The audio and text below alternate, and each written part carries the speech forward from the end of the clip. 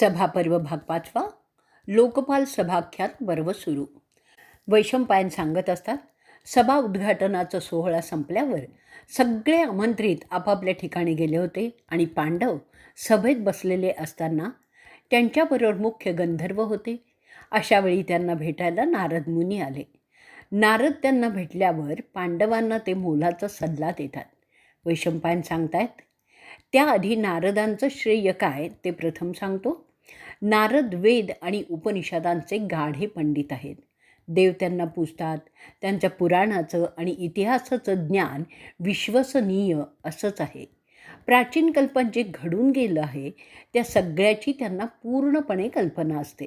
त्यांचा न्याय, नीतिशास्त्र आणि 6 अंगांचा म्हणजे योग्य उच्चारण, व्याकरण, छंदरचना, तर्कशास्त्र, कर्मकांड आणि ज्योतिष याचा अभ्यास अतुलनीयच आहे. परस्पर विरोधी विधानातील साम्य ओळखणं आणि सामान्य अनुभवाची विशिष्ट अनुभवांशी सांगड घालणं हे तर्काचं तंत्र त्यांना चांगलंच अवगत असतं.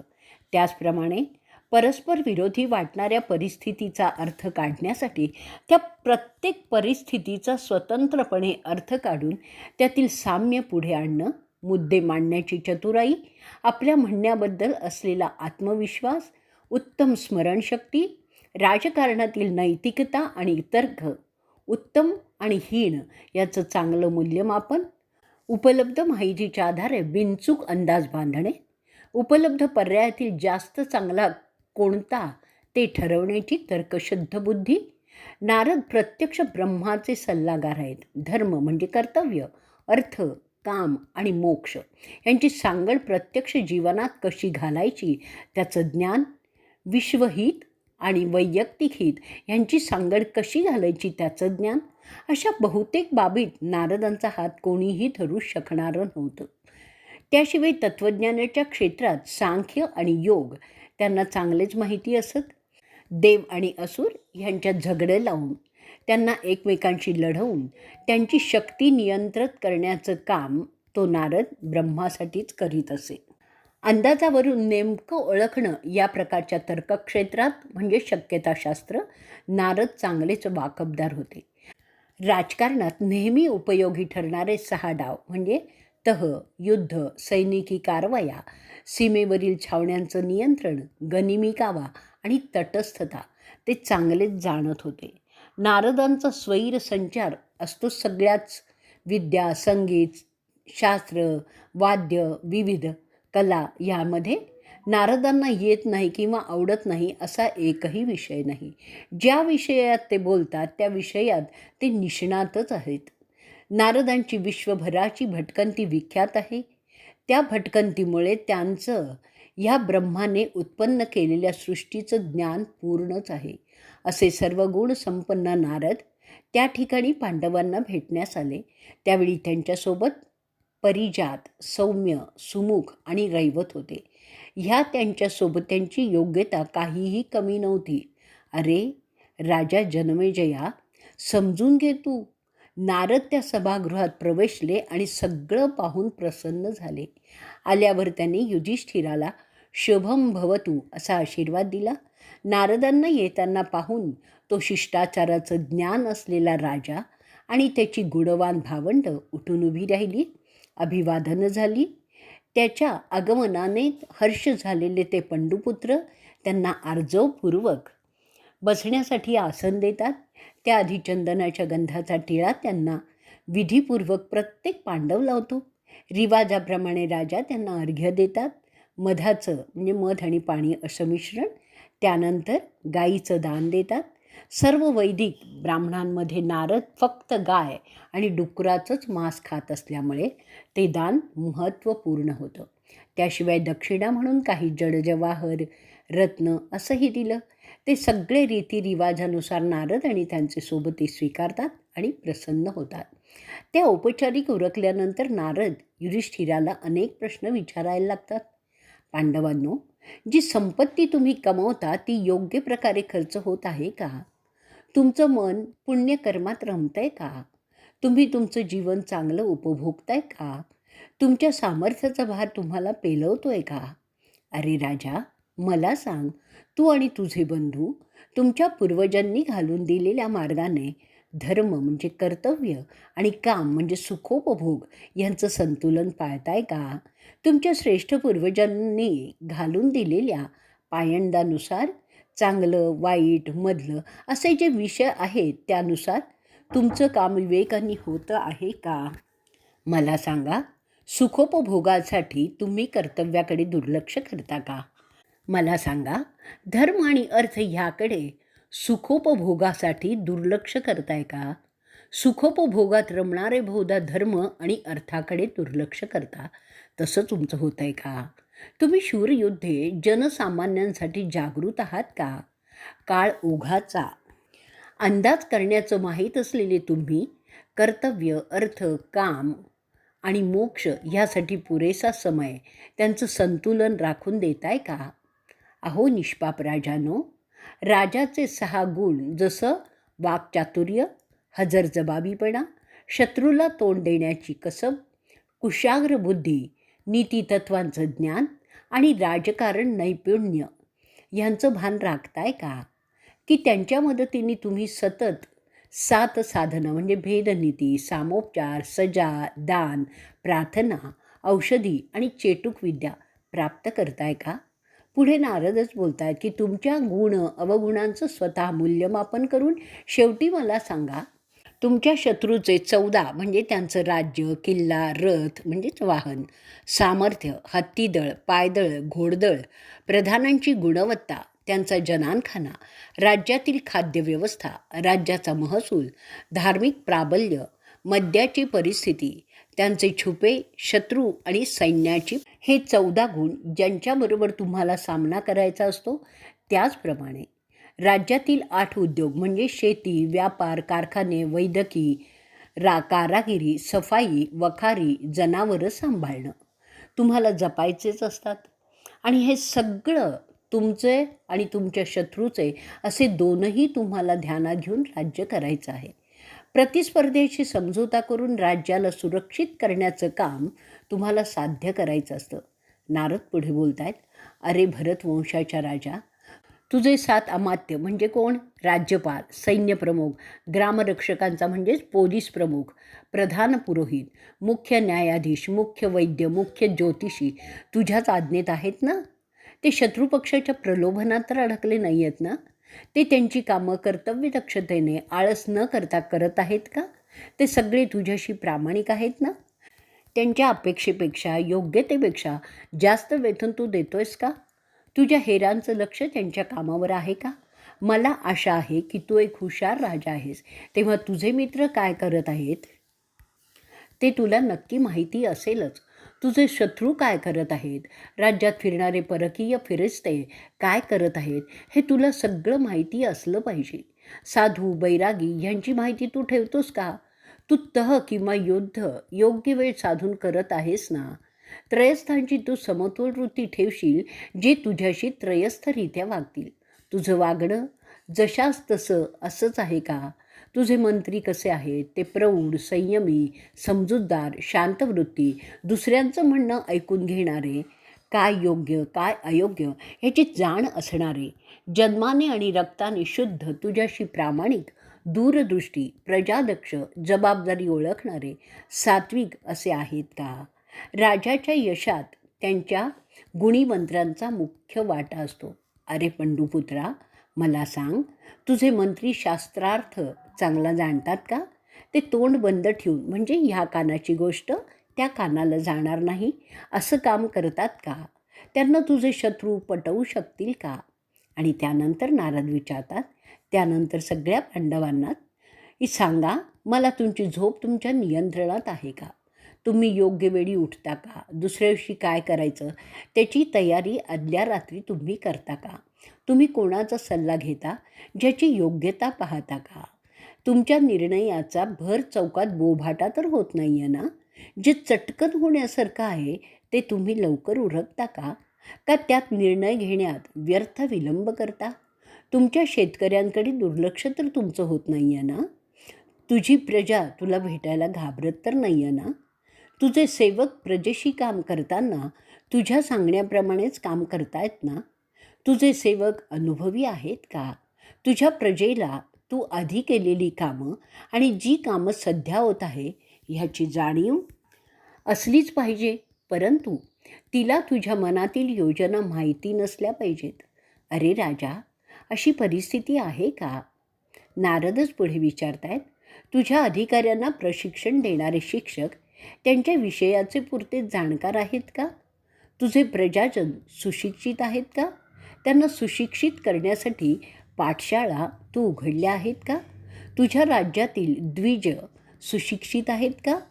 हजार अशिक्षितांपैकी एक सुशिक्षित जास्त कामाचा असतो हे तुझ्या ध्यानात आहे का? अवकाळी सुशिक्षित परिस्थिती चांगल्या प्रकारे हाताळू शकतो ते तू जाणतोस का? म्हणून त्याची तजवीज तू परिस्थिती चांगली असतानाच केली पाहिजे. तुझ्या किल्ल्यात दाणागोटा, धनसंपत्ती आणि पाण्याची काय व्यवस्था आहे? ते सगळं आवश्यकतेनुसार आहे का?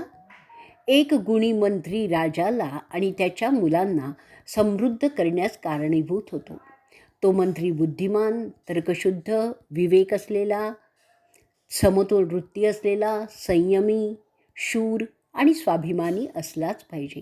कारण जो स्वाभिमानी नसतो तो सहजपणे भ्रष्ट होतो, कारण त्याला त्याची लाज काही वाटत नाही. तुझ्या मंत्रिमंडळात किती लाचार, किती लोचट, स्वाभिमान शून्य, तत्वहीन आहेत हे तुला माहिती आहे का? तुझे दूत तुला सगळी माहिती आणून देतात का? तुझे दूत तुझे बिंधे म्हणजे उपकाराने अडकलेले आहेत का? जर तसं नसेल तर त्यांना तसं करावं, कारण हेरांचा प्रामाणिकपणा हा त्यांच्या स्वाभिमानाचा एक हिस्साच असला पाहिजे. तुलाच तुझे शत्रू कोण आहेत हे माहिती आहे का? तुझ्या शत्रूंना तुझी काही माहिती असता कामा नये. तसं आहे का? तुझे पुरोहित सात्विक आहेत का? तुझ्या सेवेत किती शहाणे, स्पष्ट वक्ते म्हणजे खरे बोलणारे, शास्त्रार्थ जाणणारे सात्विक ब्राह्मण पौर्यात्यासाठी आहेत का? तुझ्या यज्ञकुंडातील होम कोण आणि केव्हा प्रज्वलित करतो हे तुला माहीत आहे का? तू सेवेत घेतलेला ज्योतिषी लोकांची देहबोली समजू शकतो का? त्याचं ज्ञान किती आहे त्याची फेरतपासणी तू कधी केली आहेस का? अशुभ योगांना बाद करण्याचं ज्ञान त्यांच्याकडे आहे का? भविष्यात येणाऱ्या प्राकृतिक आणि मानवी संकटांचे वेध त्याला लागतात का? एक उत्तम ज्योतिषी राजाची अनेक संकटं दूर करू शकतो हे तुला माहिती आहे का? तुझे सरकारी नोकर प्रतिष्ठित आहेत का?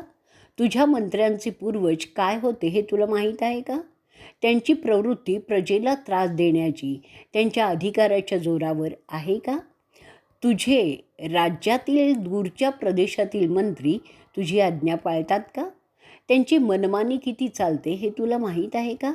तुझे सैनिक शूर आणि धाडसी आहेत का? त्यांचं सैनिकी शिक्षण बरोबर झालेलं आहे का? अरे राजा, तुझं लष्करी अधिकारी तुझा सन्मान करतात का? तुझ्या लष्कराला त्यांचे वेतन योग्य वेळी मिळते का? अरे राजा, हेही लक्षात असू दे की त्यांच्या वेतनाकडे तुझं दुर्लक्ष झालं तर तुला बंडाला सामना करावा लागेल. लष्कराकडे दुर्लक्ष करणं ही राज्याची सर्वात मोठी चूक असणार असे जाणकारही मानतात. तुझं सैनिक तुला किती मानतात? तुझ्या सेनेत किती उच्च कुलीन आहेत आणि किती क्षुद्र आहेत, किती व्यसनी आहेत? एक गोष्ट राजा लक्षात असू दे की व्यसनी अधिकारी राज्याचा मोठा शत्रू असतो. म्हणून तुझ्या अधिकारात कोणीही व्यसनी अधिकारी ठेवू नकोस. असे अधिकारी फितूर होतात हे तुला माहीत आहे ना? अरे राजा, तू सगळ्या तुझ्या लायक सेवकांचा सन्मान करशील आणि सदैव त्यांना जाणीव राहील की तुझं त्यांच्याकडे लक्ष आहे. त्यासाठी त्यांना वेळोवेळी बक्षिसं देशील, बढती देशील, त्यांच्या कामाचं कौतुक करशील, त्यांना योग्य सन्मानाने गौरवशील.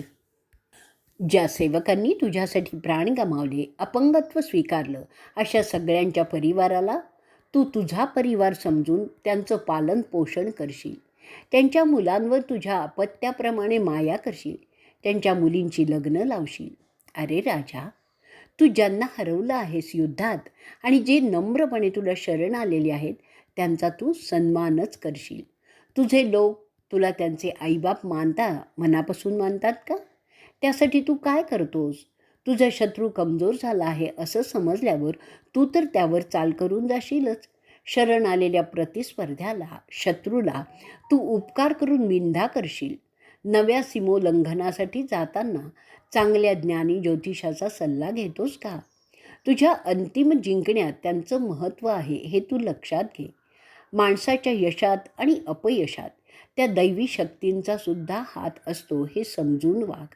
परंतु चढाईत जिंकण्यासाठी 12 डावपेच काम करत असतात ते असे: राखीव फौज ठेवणं, गनिमी काव्याची तयारी, सैनिकांचा पगार वेळीच देणं, शत्रूपेक्षा जास्त चांगली आयुधं असणं, हल्ल्याची वेळ ठरवणं, हेरद्वारा शत्रुपक्षाला स्वतःबद्दल खोटी माहिती पुरवणं, शत्रूचे अधिकारी फितूर करणं, शत्रू राज्यात दानधर्म करून त्या प्रजेला आपलंसं करणं, शत्रूचा सैन्याचा दाणगोटा अडवणं किंवा नष्ट करणं, शत्रूच्या सैनिकांना प्रलोभलं दाखवून आपलंसं करणं, विषप्रयोग, शत्रूच्या पाण्याचे साठे नष्ट करणं वगैरे वगैरे वगैरे. त्याकडे दुर्लक्ष करू नकोस. त्याशिवाय शांततेच्या काळात मैत्रीच्या बाता वाढवून शत्रूला गाफील ठेवणं, त्यांचं अमात्य पटवणं असे बरेच इतर डाव आहेत ते अजमायचे असतात. अरे पंडुपुत्रांनो, शत्रू कोण, प्रतिस्पर्धी कोण हे कसं ओळखावं ते सांगतो. जो तुझ्या नाशाची स्वप्न पाहतो, तुला पाण्यात पाहतो, जो वासनांध होऊन त्याच्या प्रजेचे हाल करतो, इतरांना पीडा देतो, तो तुझा तू शत्रू समज. पंडुपुत्रांनो, शत्रूचा नाश करावाच लागतो. त्याला दयामाया दाखवलीस तर तो त्याचा गैरफायदा घेऊन तुला ठार मारल्याशिवाय राहणार नाही. म्हणून तू मरण्यापेक्षा शत्रू मेलेला बरा हे ध्यानात ठेव. आता प्रतिस्पर्धी कोण ते सांगतो. ज्याची महत्त्वाकांक्षा तुझ्या महत्त्वाकांक्षेसारखीच आहे तो तुझा प्रतिस्पर्धी आहे. प्रतिस्पर्ध्याला नष्ट करण्याची आवश्यकता नसते. त्याला तू हरवून तुझा मांडलिक करून सामोपचाराने प्रेमाने ठेव, म्हणजे त्याची ताकद तुझी ताकद होईल. प्रसंगी त्याला पटवून तुझा मित्रसुद्धा करता येईल. तसे शत्रूचे होऊ शकत नाही. परंतु हे राजा, प्रतिस्पर्धी शत्रू होत नाही ना ते सावधपणे पाहणं शहाण्या राजाचं लक्षण समजलं जातं.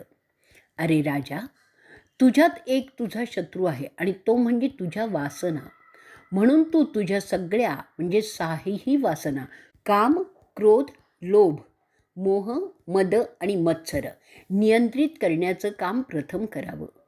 ज्या राजाचे भोगेंद्रियावर नियंत्रण आहे तो नेहमीच विजयी होतो. यशस्वी राजा तो जो त्याची इंद्रिय ताब्यात ठेवतो. अशा राजालाच राजर्षी असं संबोधतात. इंद्रिय भोगांबाबत तटस्थता, उदासीनता, दुर्लक्ष अशा काही पद्धतीने ते साध्य तू करू शकशील. इंद्रिय दमनाने तू तटस्थता साध्य करतोस. भोगांबद्दल साशंकता बाळगल्यामुळे उदासीनता प्राप्त होते आणि इतर कर्तव्यांबद्दल म्हणजे धर्म जास्त प्राधान्य देण्याने तू दुर्लक्ष साध्य करतोयस. भोगेंद्रियांचं संयमन सवयप्रधान असल्यामुळे सुरुवातीला जरी त्रास झाला तरी प्रयत्नाने ते सहज होतं. जो राजा हा योग साध्य करतो त्यालाच कर्मयोगी असं म्हणतात. शत्रू किंवा प्रतिस्पर्धी दोघांचा मुकाबला करताना 4 धोरणं म्हणजे साम, दाम, दंड आणि भेद तू अवलंबू शकतोस. प्रथम सामोपचाराने म्हणजे साम, त्याने नाही वळला तर लाच, बक्षिसी देऊन, भेटी देऊन, थेट विकत घेऊन म्हणजे दाम, त्यानेही नाही बदला तर लढाई करून म्हणजे दंड देऊन, लढाई जर भारी गेला तर मग शेवटचं धोरण भेद म्हणजे त्यांच्यात दुफळी माजवून त्याला कमजोर करून पुन्हा दंड. अशा रीतीने तू शत्रूला नामोहरम करू शकतोस. क्षत्रियांचा धर्म जिंकण्यात असतो हे तुम्ही सगळे पांडवच लक्षात असू द्या. शरण आलेल्या पराजिताशी अन्याय वागणूक देऊ नकोस. तेवढं सांगितल्यानंतर नारद सैन्याबद्दलची माहिती सांगतात. ते विचारतात, तुझ्या सैन्यात 4 प्रकारची दलं आहेत का? त्यात पायदळ, भाडोत्री सैन्य, खोगीर भरती या सगळ्यांना सर्व प्रकारची आयुधं दिली आहेत का? जसे रथ, हत्ती फौज, घोडदळ, खाणं बनवणारे आचारी, हेर, त्या प्रदेशाचे वाटाडे, जखमी सैनिकांना औषध इलाज करणारे शल्यक आणि वैद्य अशा तयारी वाचून जर तुम्ही गेलात तर सैनिक चांगलं लढू शकणार नाही, कारण त्यांना सुविधा मिळालेल्या नाही आहेत. शत्रूच्या राज्यात दुष्काळ असेल किंवा कापणीचा मोसम असेल त्यावेळीच चढाई तू करतोस ना. युद्धावर तू गेला असताना तुझे मंत्री राज्यकारभार व्यवस्थितपणे करतील अशी सोय आहे का? तुझ्या अशा गैरहजेरीत तुझे मंत्री प्रामाणिकपणे कारभार पाहतात का? तुझ्या संपत्तीचं संरक्षण लायक लोकांच्या भरवशावर आहे ना? शत्रूच्या हल्ल्यापासून तुझ्या गोष्टी जसं गोठे, तबेले, बायकांचे वाडे, दारुओळा आणि तत्सम सामुग्री आणि खजिना सुरक्षित असते का? तुझ्या वाड्यात काम करणारे सेवक तुझ्याशी प्रामाणिक आहेत का? तुझ्या निजी उत्पन्नातील किती भाग तू शान शौकीवर खर्च करतोस? पाव हिस्सा, तिसरा की अर्धा? तुझ्या अतिरेकी खर्चाबद्दल तुझे सेवक नाक मुरडतात का? तुझं स्वतःवरील खर्च जास्त होत आहे का असं तुला ते सांगू शकतात का? तसे ते सांगत असतील तर ते तुझे हितचिंतक आहेत असंच समज. तुझ्या वर्तणुकीमुळे तुझे सेवक, आश्रित, व्यापारी, आप्त संतुष्ट आहेत का? तुझ्या कमाई आणि खर्च यांचा ताळमेळ जमतो आहे का? ते तुला स्पष्टपणे सांगणारे तपासणीस आहेत का? तसं जर असेल तर तू सुरक्षित आहेस असंच समज. त्या राजाला त्याचे हितचिंतक सेवक लाभतात, तो यशस्वीच ठरतो. तुला स्पष्टपणे तू चुकत आहेस असं सांगणारे सेवक असतील तर तू सुरक्षितच आहेस. जर तू असं सांगणाऱ्यांवर कडक कारवाई करत असशील तर तुझं भवितव्य धोक्यात आहे. तुझे सेवक तुझ्या दोषांबद्दल तुला एकटं गाठून सांगतील असं त्यांना खबरदारीचं सांगतोस का? तुझी खोटी स्तुती तुझे सेवक करतात का? तसं असेल तर त्या सेवकांवर नजर ठेव, कारण तो तुझा घात करू शकतो. असे सेवक फितूर होऊ शकतात. अशा सेवकांना कामावरून काढून टाकण्याच्या ऐवजी लांब कुठेतरी त्यांची बदली कर आणि त्याच्यावर लक्षही ठेव तुझ्या हेरांच्याद्वारे, कारण असा सेवक शत्रूला सामील असू शकतो. त्याच्याद्वारा तू शत्रूची माहिती मिळवू शकतोस. तसंच शत्रूला खोटी माहिती देऊन गाफीलही ठेवू शकतोस. तुझ्या प्रजेला त्रास देणाऱ्या लोकांचा नाश करतोयस ना. तुझ्या राज्यातील व्यसनी, चोर, सट्टा खेळणारे, भामटे यांच्यावर तुझं नियंत्रण आहे का? तुझ्या राज्यातील पाणी व्यवस्था योग्य लोकांच्या नियंत्रणाखालीच आहे ना. तलाव, टाक्या, हौद, विहिरी सुस्थितीत आहेत का? तुझ्या राज्यातील शेतं केवळ पावसांवर विसंबून आहेत का? जर तसं असेल तर तुझ्या राज्यात दुष्काळ पडू शकतो. म्हणून त्याबद्दलची योग्य निगा करावी. शेतकऱ्याला चांगलं बियाणं उपलब्ध केलेलं आहेस का? तू शेतकऱ्यांना कर्जाऊ बियाणं उपलब्ध करतोस का? तुझ्या राज्यातील 4 व्यवसाय जसे कृषी, व्यापार म्हणजे विविध गोष्टींचा, गुरं पाळणं म्हणजे धनगरी, अहिरी, गुराखी, सावकारी प्रामाणिक माणसांच्या ताब्यात आहेत का? अरे राजा, तुझ्या हातात असते तुझ्या प्रजेचं सुख आणि त्यासाठी तुझे सगळे हस्तक प्रामाणिक, चाणाक्ष, व्यवहारचतुर, खरे असलेच पाहिजेत. तुझी 5 खाती म्हणजे किल्ला, व्यापार, शेती, वखारी, न्यायव्यवस्था उत्तम असलीच पाहिजे. गुन्हेगाराला कठोर शिक्षा झालीच पाहिजे. सेवकांच्या चांगल्या वर्तणुकीची राजा कदर करतो असं सगळ्यांना समजलं पाहिजे. त्यामुळे सगळे लोक चांगले वागतात. म्हणतात ना, यथा राजा तथा प्रजा. तुझ्या राज्यातील सगळी खाती एकमेकांना पूरक असलीच पाहिजे, तरच राज्य समृद्ध आणि सुरक्षित होतं. तुझ्या राज्यातील आणि बाहेरील चोरांना तुझी भीती वाटते का? तशी वाटणं राज्यासाठी फार महत्त्वाचं असतं. नगरांच्या संरक्षणासाठी त्याभोवती गावं वसवली पाहिजेत. गावांच्या संरक्षणासाठी त्याभोवती खेडी बसली पाहिजेत. खेड्यांच्या भोवती शेती, कुरणं असलीच पाहिजेत. त्या सगळ्यांचं व्यवस्थापन करणारे अधिकारी तू नेमावयाचे असतात. तुझ्या राज्याच्या आंतरिक संरक्षणासाठीच म्हणजेच चोर, लुटारू, बंडखोर अशांपासून शिपाई दल, पोलीस दल तू तैनात केलं आहेस का? तुझ्या राज्यातील स्त्रिया, अपंग, वृद्ध, आजारी यांना कोणी दुष्ट त्रास देतो आहे का? तू राजा आहेस म्हणून सर्व काळ तुझ्या लोकांच्याच हिताचा तुला विचार करायचा असतो, हे तू लक्षात घे. नारद पुढे सांगतात, अरे राजा, तू नेहमी योग्य प्रकारे तुझा पोशाख, वर्तणूक हालचाली म्हणजे देहबोली, बोलणं ठेवतोस का? तू दक्षता बाळगण्याने तुझं स्थान तुझ्या आणि बाहेरच्या लोकात योग्य राहील. तू तुझ्या लोकात राजशिष्टाचारानुसार वर्तणूक ठेवतोयस का? तू तुझ्या शरीर प्रकृतीची योग्य काळजी घेतोयस का? तुझे वैद्य, भीषक चांगले जाणकार आहेत का? ते तुझे हितचिंतक आहेत का? तुझ्याकडे न्याय मागण्यासाठी आलेल्या फिर्यादी आणि आरोपी यांना तू बिनचूकरित्या पारखतोस का? त्यांच्यावर अन्याय होत नाही आहे ना? ज्या आश्रितांनी तुझ्यावर भरवसा ठेवला त्याचा भरवसा खोटा तर ठरत नाही आहे ना? तुझ्या राज्यातील लोक बंडाळी करणार नाहीत याकडे तुझं लक्ष आहे का? तुझे सैनिक तुझ्यासाठी प्राण द्यायला तयार आहेत का? तुझ्या राज्यातील ब्राह्मणांचा तू योग्य आदर करतोयस ना? जर अशा रीतीने तू त्यांचा आदर करत असशील तर त्यात तुझाच फायदा आहे. वेदांच्या शिकवणीवर तुझा भरवसा आहे का? अशा ब्राह्मणांना तू दान, भेटी आणि दक्षिणा देतोस का? तू प्रामाणिकपणे यज्ञ करतोयस का? तू वाजपेय आणि पुंडरीक यज्ञ करतोस का? त्याचा फायदा होतो. तू वडीलधाऱ्यांचा, विद्वानांचा, वृद्धांचा आदर करतोयस का? तुझ्या राज्यातील उंच वाढणाऱ्या वृक्षांचं तू संरक्षण करतोयस का? अशी झाडं खूप उपयोगाची असतात. अशा उंच वाढणाऱ्या वृक्षांमुळे पाऊस वाढतो हे तुला माहीत आहे ना? तू कोणावर उगीचच रागावतोस का? तुझे पुरोहित तुझा सन्मान करतायत का? अशा वागण्यामुळे तुझी कीर्ती सर्व दूर पसरेल. त्यामुळे तुला विरोध करणारे तुला वचकतील. तुझं धर्म, काम आणि अर्थ साधणं सोपं होईल. अशा रीतीने गुणवंतांचा सत्कार करणारा राजा आणि त्याचं राज्य कधीही दुःखात जात नाही.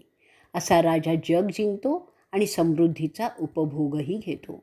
तुझ्या राज्यात कोणाही सज्जनावर चोरीचा आरोप होत नाही. असं जेव्हा होतं तेव्हा तुझे मंत्री, तुझे न्यायाधीश शास्त्र जाणत नसतात. म्हणून तू असं पाहशील की तुझे मंत्री आणि न्यायाधीश शास्त्र जाणतात. ज्या दिवशी एखादा चोर लाच देऊन कायद्याच्या कचाट्यातून सुटेल आणि निरपराधी तुरुंगात जाईल त्या दिवसापासून तुझा ऱ्हास सुरू होईल. म्हणून अशा गोष्टींबाबत तू विशेष दक्षता बाळगशील. न्याय देताना श्रीमंताला एक आणि गरिबाला दुसरा असा भेद तुझ्या राज्यात होऊ देऊ नकोस. गरीब निर्दोष आणि श्रीमंत दोषी असं असेल तर गरिबाच्या बाजूने निवाडा झाला पाहिजे, केवळ ह्यासाठी की तो निर्दोष आहे. राजाच्या 14 दोषांपासून तू मुक्त आहेस का? ते 14 दोष असे आहेत: देव न मानणे, खोटं वागणं, अकारण क्रोध, बेसावधपणा, उशीर करणं, शहाण्यांशी संपर्कात न राहणं, आळस, अस्थिर मनस्थिती, एकाचाच सल्ला घेणं, हित अहिताचं ज्ञान नसलेल्यांच्याकडे मार्गदर्शनासाठी जाणं, दिलेले शब्द न पाळणं, गुप्तता न राखणं, फायद्याच्या योजनांकडे दुर्लक्ष करणं, पूर्ण विवेकाशिवाय निर्णय घेणं, त्याशिवाय प्रजेबद्दल तुच्छतेची भावना असं तुझ्यात आहेत का? असे दोष तुझ्यात जर उत्पन्न झाले तर तू बरबाद होशील हे लक्षात ठेव. तू तुझ्या खाजगी जीवनात सुखी आहेस का? असे प्रश्न विचारून नारद राजा युधिष्ठिराला सावध करतात. वैशंपायन पुढे सांगतात. एवढं बोलून ऋषी थांबतात. त्यावर युधिष्ठिर त्यांना विचारतो, वेदांचं ज्ञान, वास्तविक संपत्ती, पत्नी आणि शास्त्राचं ज्ञान खरोखरीच उपयोगाचं असतं का? ऋषी सांगतात, वेदांचा उपयोग तेव्हा होतो जेव्हा तो अग्निहोत्र करून यज्ञ सुरू करतो. संपत्ती तेव्हा उपयोगाची असते जेव्हा तो ती उपभोगतो. पत्नी तुझ्या वंशाचा दिवा देते तेव्हा ती उपयोगाची ठरते. शास्त्राची उपयुक्तता तेव्हा सिद्ध होते जेव्हा त्याचा वापर केला जातो. त्यानंतर नारदच राजाला विचारतो, आता मला सांग, जे तुझे अधिकारी करातून मिळालेल्या पैशातून त्यांचं वेतन घेतात ते बाहेरून येणाऱ्या व्यापाऱ्यांच्याकडून लाच घेत असतील तर तुला त्यांची ती सवय मोडावी लागेल. कोणीही व्यापारी अशा रीतीने तुझ्या अधिकाऱ्यांना विकत घेत असेल तर ती तुझी फसवणूक आहे हे लक्षात घे. अरे राजा, शहाण्या जाणकार वृद्ध लोकांचं काय म्हणणं आहे ते नेहमी ऐकत जा. राज्यात पुण्यप्रभाव वाढावा, शेती सुधारावी, पशुसंपत्ती वाढावी, फळाफुलांची वाढ व्हावी, ह्यासाठीच ब्राह्मणांचे आशीर्वाद उपयोगी येतात. त्यासाठीच नेहमी ब्राह्मणांना मध आणि साजूक तुपाचा शिधा देणं चांगलं असतं. अरे राजा, तुझ्याकडे काम करणाऱ्या कारागिरांना आणि कलाकारांना जे साहित्य त्याचं काम करण्यासाठी लागतं ते नियमितपणे मिळेल असं पहा. त्यांचं वेतन त्यांना न मागता देत जा. जे असं काम करणारे चांगले कामगार असतील, काम करतील, त्यांच्या कामाची स्तुती करत जा. आणि चांगलं काम नाही झालं तर ते का झालं नाही त्याची खरी माहिती मिळवून त्यावर उपाय शोधून काढ. म्हणजे तसं पुन्हा होणार नाही. असं केल्यामुळे तुझ्या काम करणाऱ्यांचा तुझ्यावरील विश्वास वृद्धिंगत होईल आणि तुझी कीर्ती सर्वत्र होईल. घोडे, हत्ती, रथ अशा गोष्टींच्या बाबत ऋषीमुनींचं मन विचारात घेत जा. शस्त्र, अस्त्र, आयुध, युद्धाची इतर सामुग्री अशांच्या बाबतसुद्धा जाणकार ऋषीमुनींचा सल्ला घेत जा. त्याशिवाय मंत्र, तंत्र, जारण, मारण, विषप्रयोग, विषकन्या अशा गोष्टीतसुद्धा अशांचं मत महत्त्वाचं असतं. आगी म्हणजे जाळपोळ, सर्पदंश, जंगली श्वापद, रोगराई आणि राक्षस म्हणजे दुर्जन यांच्यापासून तुझी प्रजा सुरक्षित ठेव. त्यासाठी जे काही करावं लागेल ते सगळं करत जा. त्यामुळे तू खऱ्या अर्थाने त्यांचा मायबाप होशील. विशेष करून आंधळे, मुके, अपंग, वक्रांगी म्हणजे शरीरात न बरे होणारे दोष, मित्रहीन आणि संन्यासी यांचा तू मित्र हो. त्यांची काळजी घेणाऱ्या राजाला इंद्राचं बळ मिळतं हे लक्षात असू दे. हे राजा, तुझ्यात ते 6 दोष कधीही उत्पन्न होणार नाहीत असं पहा. अतिनिद्रा, आळस, भीती, क्रोध, मनोगंड, बुद्धिभेद, संभ्रमावस्था आणि योग्य निर्णय न घेता येणं. युधिष्ठिर हे सगळं बौद्धिक नारदांच्याकडून ऐकल्यानंतर नम्रपणे उठून त्यांचे पाय धरतो आणि म्हणतो, ऋषीवर, आपल्या उपदेशामुळे आम्हाला बऱ्याच आमच्या जबाबदाऱ्याबद्दलची जाणीव झालेली आहे. आपण सांगितल्याप्रमाणे आम्ही सगळे बंधू आमची कर्तव्य पार पाडू असं मी सर्वांच्या वतीने आपल्याला आश्वासन देतो. वैशंपायन सांगतायत, पांडव त्याप्रमाणे राज्यकारभार पाहतात आणि यथावकाश सर्व पृथ्वीचे स्वामी होतात. अरे जनमेजया. अखेरीस नारद त्यांना म्हणतात, जो राजा समाजातील 4 वर्णांचं संरक्षण करतो तो दिग्विजयी होतो आणि शेवटी इंद्राच्या पदाला पोचतो. पुढे ते सांगतायत, जर चांगले गुणी लोक तुझे राज्य सोडून इतरत्र जात असतील तर तसे का होतंय ते पहा. त्याची कारणं निपटून काढ. कारण असे प्रजाजन राज्य सोडून जाणं राज्याच्या हिताचं नसतं. अशा रीतीने सभागृह पर्वातील लोकपाल सभाख्यान पर्वाचा 5वा भाग इथे संपलेला आहे. सभापर्व भाग 6वा, लोकपाल सभाख्यान पर्व पुढे चालू. वैशंपायन पुढे सांगतात की नारदांच्या प्रश्नमालिकेला आता युधिष्ठिर उत्तर देण्यास सुरुवात करतो. त्याआधी तो त्यांची औपचारिक पूजा करतो आणि बोलण्यास सुरुवात करतो. युधिष्ठिर सांगतोय, पवित्र ऋषीवर, धर्मातील सत्य आणि नैतिकता जशी शास्त्रात सांगितलेली आहे त्याप्रमाणे मी आणि माझे बंधू यथाशक्ती आणि मर्यादा पालन करीत आहोत. त्याचप्रमाणे पूर्वी होऊन गेलेल्या आमच्या पूर्वजांचं अनुकरण, त्यापासून मिळणाऱ्या फळांसाठी आम्ही करणार आहोतच. मी आपल्याला आश्वासन देतो की आमच्या पूर्वजांनी जो पुण्याचा, नीतीचा मार्ग आम्हांसाठी राखून ठेवलेला आहे त्याप्रमाणे आम्ही सगळीजणं आमची कर्तव्य पार पाडू. वैशंपायन पुढे बोलतायत, युधिष्ठिर, पंडूंचा सुपुत्र, मोठा कीर्तिमान, नारदांनी सांगितलेल्या त्या सगळ्या गोष्टींचा क्षणभर आढावा घेतो आणि ऋषींबरोबर पुन्हा बोलण्याची संधी पाहू लागतो.